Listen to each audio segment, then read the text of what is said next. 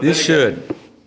People say to me, like, why did you want to make a movie like this? Sorry, I've already taken over your interview, but my whole 17 years of playing this, I've seen these images, and I'm like, where's that guy? Or where's the film about that guy? Yeah, he's cool and badass and tough, but you just know there's issues there, right? And there's stuff under the surface. That's, in a way, this movie is that T-shirt. Well, the thing is, I'm really glad that you were the Wolverine for 17 years. But now, no, it's not. It's you? not that. I just feel. I think that I'm happy that you found your peace as an actor. That you said, okay, just leaving this legacy behind. This movie is great. Just like coming to the point and talk to James, talk to Patrick Stewart, and everything just satisfied me as a comic book fan. Also, like Wolverine being like a huge fan.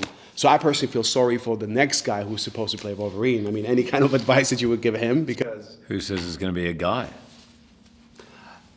I don't want to spoil, but coming to the character of Wolverine. No, you're right. Yeah. I always say, people say, you're going to be fine. And I say, of course, I'm going to be fine. Whoever takes it on, good luck. I said, but if it's Daniel Day-Lewis and he wins an Oscar for it, I may not be fine with that. Really? I'm kidding. No, someone else will play it. And, I'm really excited to see how they go, where they go with it. I already asked Sir Stewart how much fun he had doing this movie. I mean, then he talked about you guys playing like ping pong the whole time. But when it comes just like to the challenge of portraying, again, Wolverine, but in a totally different manner, how much of a challenge or how much of a fun was it to you? I felt this movie had been inside of me for 17 years. So it was fun. It was that scene, the first scene I did with Patrick, it's about 5 minutes long in the movie. There's more drama in those 5 minutes than maybe all the others combined. It was such a thrill to me to do it. But I was nervous too. It meant a lot to me, this film. Like, I knew this was the last one. I knew I had to live the rest of my life with this one, and the standard for me was, this has to be the definitive movie about this character. I played it for 17 years. If I can't get it right after 17 years, it's a problem. So I was a bit of a pain in the neck to everybody. I was, nervous, and thank God I had Jim and Patrick and this great cast. And when it comes to the future of Logan Wolverine, because I think like Jim made a huge point that instead of like making it bigger and bigger and bigger and bigger and bigger so that people actually keep getting tired of it, he just really come to going more into depth. But what do you think? What else could be there than to this? It's not a genre. Superheroes, as I learned, is not a genre, is a fact. Yeah. But this type of, about this fact of superheroes, what else can come there? I suppose in the moment I saw Nolan's film, I was like, wow. There's so much there. Like, I think great filmmakers and film writers, like Deadpool, I'm like, wow, who would have thought we'd go there? It's a rich tapestry. There's so many characters and there's so much going on there. Comic books obviously will be around for many, many years. There's all different ways to go. It's exceeded everyone's expectations on how far it's gone. And, I remember people saying hip hop is dead. It's 1 or 2 years, it's gone. Comic book movies, gone. But as long as they keep being good, and I think keep taking risks, and I have to hand it to Fox, man, because Jim and I went to them with this idea, and Emma Watts and Steve Asbell just went, yep, let's go. And, it's a risk. This was a risk. This is not what people expect, It'd be easy just to go, give them what they were, expecting, but no. So I think as long as that spirit is there, it'll keep growing.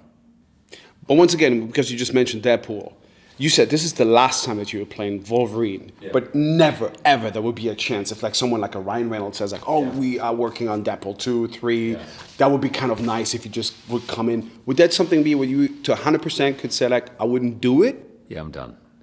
I couldn't have made this movie unless I just knew in my gut that this was the last time. Maybe my timing is a bit off because I do love that character, but no, man, this is it. So where will we see more of you then as an actor? More into the comedy or more into the drama? Any ideas that you feel?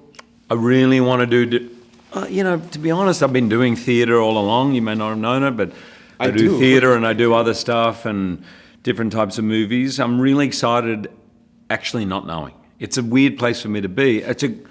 Trust me, I am not complaining. As an actor, to know you've got something coming up is like the holy grail when you begin. So that has been great. But right now, not knowing, being open, looking for things that push me, stretch me, take me into directions I've never been before, that's what's exciting. And I am filming right now, by the way. I'm doing a movie musical about P.T. Barnum, which comes out Christmas, so which literally is the polar opposite of this movie. So right now, things are feeling really good. All right, so looking forward to that. And thanks, buddy. Thank you so much for having been Wolverine. Thanks for wearing that cheap shirt that you just found on the floor. Oh yeah, of your roommate, roommate's sort of closet. Appreciate it. Thanks a lot. Thanks, buddy. Mr. Stewart, Sir Stewart, it is kind of amazing seeing you like in a chair. Sorry, like some positive memories are coming up because we kind of used to see you in that one.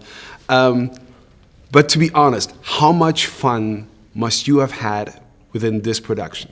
Within this one production, daily fun. It has been like that for the last 17 years in everything to do with the X-Men franchise. This was a little different because the X-Men are somewhat reduced in numbers in this film, and it meant that I spent all of my time, most of it, in the company of Hugh Jackman, and a lot of it in the company of Dafne, who is an extraordinary child.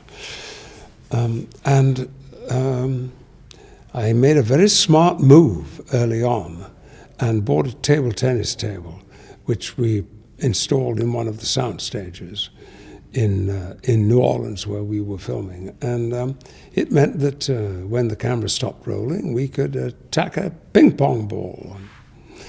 I rather wish somebody had filmed some of those games when Hugh Jackman and I were playing ping pong in our uniforms, our costumes.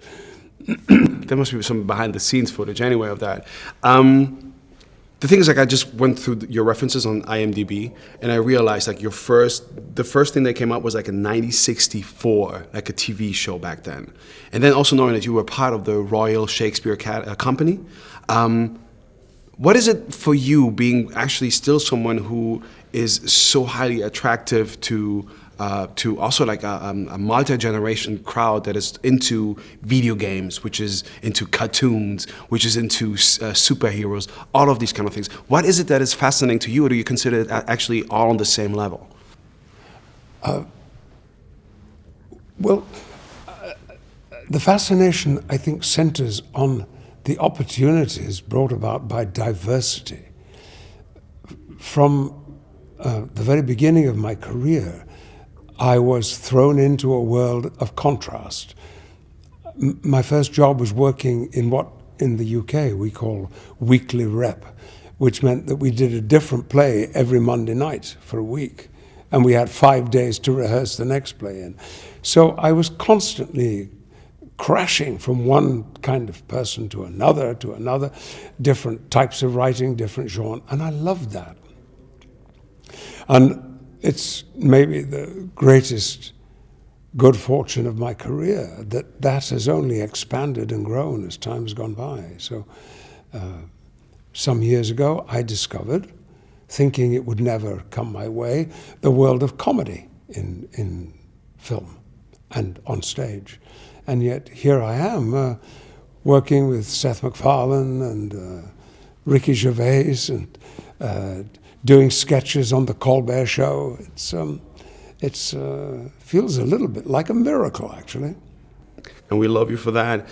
Finally, coming back to your interpretation of Charles Xavier. I mean, you did that in the past, but I'd say never before he was so harsh, also when it comes to his language. Was that easy for you just to go into that mode of being, oh, you know what, this is not a kid movie, it's an adult movie, now I can curse? Well, that was not the reason that Charles was cursing. Charles was cursing because he was disturbed, not to say deranged, unhappy, angry, and wanting to hurt people, which is certainly something new for Charles Xavier. But he is fundamentally the same man. And there are moments in this movie when we see the Charles Xavier from the days of Xavier's School for Gifted children. So they are growing and developing aspects of him, and as somebody who's growing quicker and quicker, older and older, I find that I could take examples of that and use them directly in the movie. Right. It was a brilliant movie. Thank you so much for your time. Patrice, I'm glad you enjoyed it. Oh, I enjoyed it a lot. Thanks a lot. Thank you.